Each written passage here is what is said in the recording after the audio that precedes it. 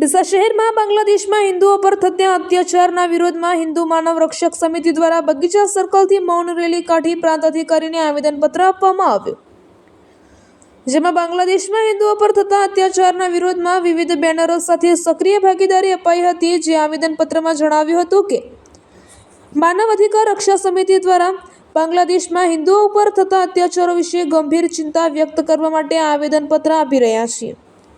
બાંગ્લાદેશમાં શેખ હસીના સરકારને લોકતાંત્રિક રીતે બરખાસ્ત કર્યા પછી હિન્દુઓ ઉપરના અત્યાચારોમાં ભારે વધારો થયો છે। હિન્દુ ધાર્મિક સ્થળોને નિશાન બનાવીને તોડફોડ કરવામાં આવી રહી છે।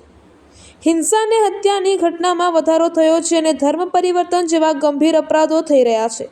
આ પરિસ્થિતિ ખૂબ જ ચિંતાજનક છે અને આંતરરાષ્ટ્રીય સમાજ માટે પણ શર્મજનક છે। સરકારની જવાબદારી છે કે પોતાના નાગરિકોને સુરક્ષા કરે અને કોઈ પણ પ્રકારના અત્યાચારોને રોકે। આ અત્યાચારના વિરોધમાં ઇસ્કોનમાં પૂજ્ય સંત શ્રી ચિન્મય કૃષ્ણદાસજીના નેતૃત્વમાં શાંતિપૂર્ણ વિરોધ કરતા હિન્દુઓ ઉપર પણ અત્યાચાર કરી પૂજ્ય સંત શ્રીને ખોટી રીતે જેલમાં પૂરી દીધા છે, જે કૃત્ય પણ અમાનવીય છે।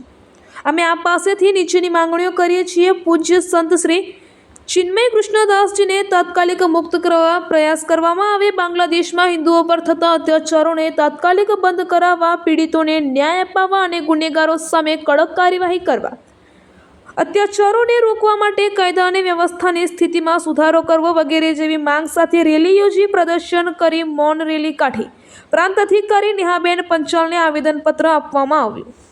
જય શ્રી રામ।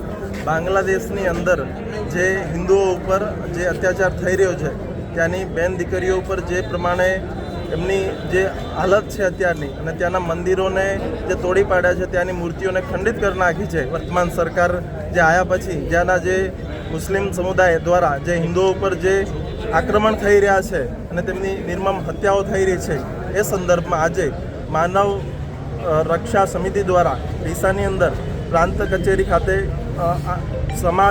સમગ્ર હિન્દુ સમાજના વિવિધ સંગઠનો એ સમિતિમાં જોડાયેલા છે અને એ સમિતિ દ્વારા આજે આવેદનપત્ર અપાણું છે। જય શ્રી રામ।